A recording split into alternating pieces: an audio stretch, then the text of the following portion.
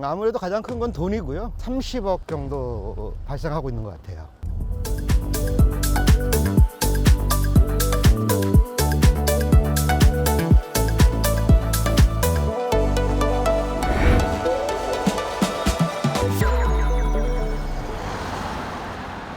안녕하세요, 사장님. 안녕하세요. 왜 일찍 출근하시네요? 네, 보통 7시 정도에 출근을 합니다. 우리 시공 프로들이 사무실에서 물건 챙겨서 출발을 7시쯤 하기 때문에 저도 같이 출발할 수 있게끔 준비하고 있어요. 오늘은 어떤 일로 여기 오신 거예요? 오늘은 본사 회의가 있어서 참석하게 됐습니다. JNS 대표, 올해 52살 이창규입니다. 인테리어 관련된 일을 한 25년 정도 하고 있고요.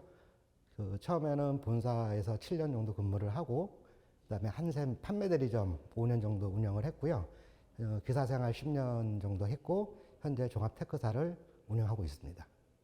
대기업 직원이셨는데 그걸 포기하고 이 시공 일을 하시게 된 어떤 이유가 있으실까요? 가장 중요한 거는 돈이고요. 직장 생활을 장기적으로 더 오래 할 수 있을까라는 고민을 많이 했습니다. 그래서 빠른 시기에 판단을 했던 것 같아요. 직원분들은 어느 정도 계시나요? 현재 시공 프로로 같이 일하시는 분들이 한 100여 분 정도 되고요. 필드 매니저가 6명 지금 같이 근무하고 있습니다. 매출은 한 30억대로 보시면 될 것 같아요. 대표님, 그럼 지금 현장으로 가시는 건가요? 네, 지금 현장으로 이동하고 있고요. 현장의 작업 지시서대로 우리 시공 프로들이 작업을 하고 계시는지 하고, 물론 이제 필드 매니저도 체크를 하지만 저도 한 번씩 가서 내용 체크해서 이상 없게끔 마무리를 하려고 합니다. 대표님이 처음부터 이제 이렇게 메이저 시공사는 아니셨잖아요. 네, 그렇죠. 처음부터 메이저 시공사로 시작을 할 수는 없고요.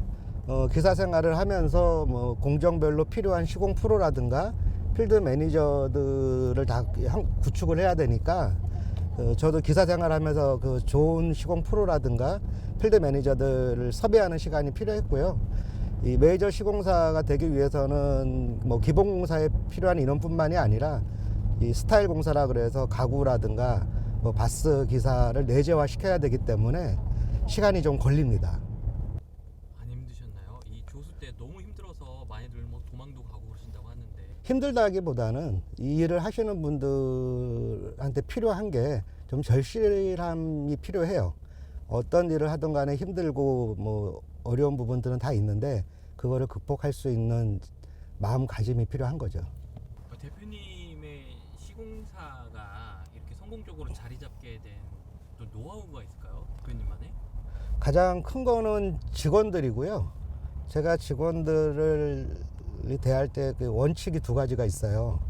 첫 번째는 사람을 대하는 데 있어서 진심으로 대한다. 그리고 2번째는 현장에서 일을 작업 지시를 할 때 제가 해보지 않았거나 제가 못하는 거는 시키지 않아요. 요즘 젊은 친구들은 어떤 생각을 하냐면은 일방적으로 사장이 직원들을 시켜서 뭐 이렇게 마진을 사장이 확보를 하려고 한다든가 그런 생각들을 많이 하거든요. 근데 저 같은 경우는 제가 직접 웬만한 거는 다 하고, 그리고 제가 아는 거를 직원들한테 가르쳐 주기 때문에 그런 면에서 직원들이 기술적으로 사장이 뛰어나다는 생각을 해요. 직원들이 잘 안 나가고 오래 근무들을 하죠. 그리고 제가 또 우리 직원들한테 약속을 하나씩 해요. 처음에 입사를 하면은 우리 회사에서 5년 동안 열심히 일을 해서 기술을 배우면은 독립을 시켜준다고 약속을 합니다. 그래서 실제 현재 독립해서 일을 하는 친구들도 있고요. 독립을 시키면은 그냥 내보내는 게 아니라 안정적으로 오다를 받을 수 있게끔 제가 관리를 다 해주고요. 그 다음에 이쪽 현장에서 일을 하던 친구들이 독립했을 때 가장 힘든 부분이 수금 관리거든요. 그런 부분을 제가 직접 다 체크를 해주기 때문에 독립을 해서도 편하게 일을 할 수 있는 구조들을 만들어 줍니다, 제가.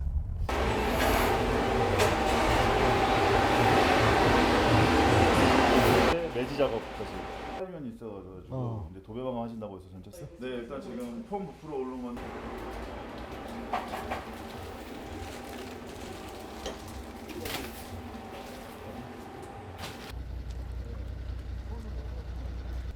대표님 지금 어디 가시는 거예요? 지금 다른 현장 또 이동하고 있습니다.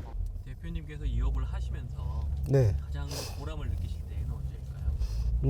첫 번째는 저희가 공사를 다 마무리하고 고객님한테 인수인계를 했을 때 정말 이쁘게 잘 됐다라고, 편하게 잘 됐다라고 이제 저희한테 고마움을 표시하실 때 그때가 가장 큰 보람을 느끼고요.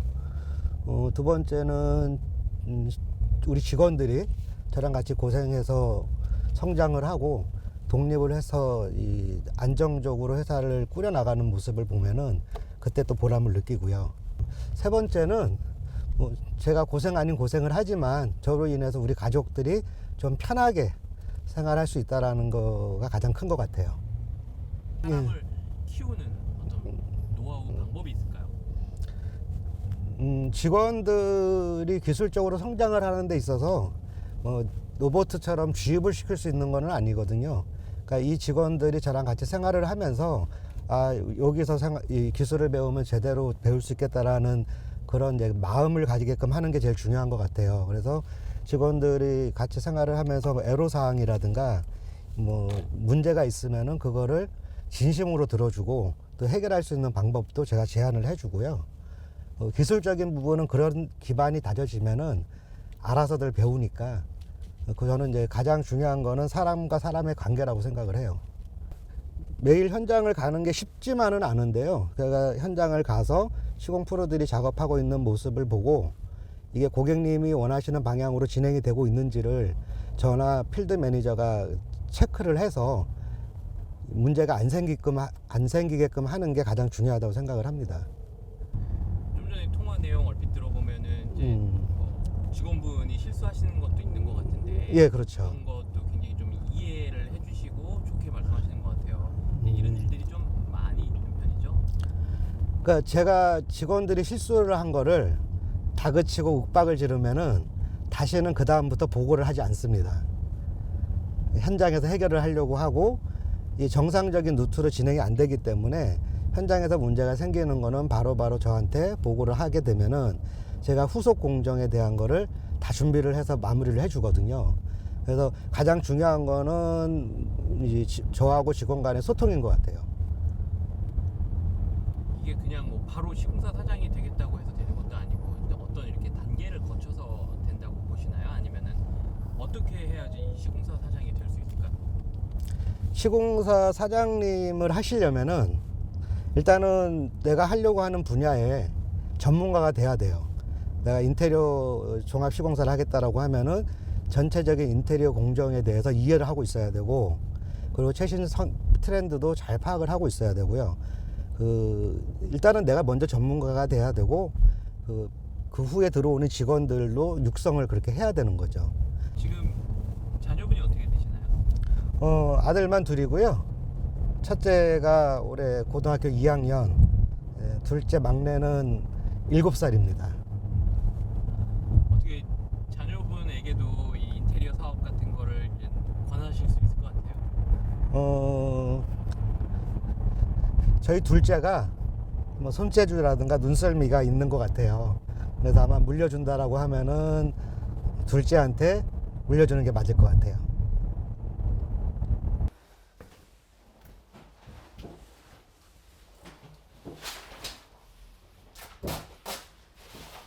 대표님, 여기는 예. 아까랑 좀 다른 시공 과정인 것 같은데 어떤 작업이신가요? 여기 이제 타일 공정이 끝나고 필름 작업을 하고 있는 거고요. 과거에는 칠로 마감을 했었는데요. 칠로 마감을 했을 경우에 이 시간이 지나면 변색되는 부분하고 갈라지는 현상들이 생기기 때문에 요즘은 필름으로 전체 공정 마감을 많이 하고 있습니다. 지금 여기 하시는 거 보니까 예. 굉장히 깔끔하고 진짜 깜짝 같은데 예. 이 정도면은 몇 년 정도 숙련된 보통 필름 작업하시는 분들 중에서 제일 기술이 좋으신 분들이 이제 창호라든가 얇은 몰딩 그런 부분들을 작업을 하고요. 이 정도 하시려면 보통 한 6, 7년 이상은 기술을 쌓으셔야 됩니다. 제일 기술이 좋으신 분들이 창호 쪽 작업을 맡아서 하고 계시죠. 이런 접착제 같은 거 네네.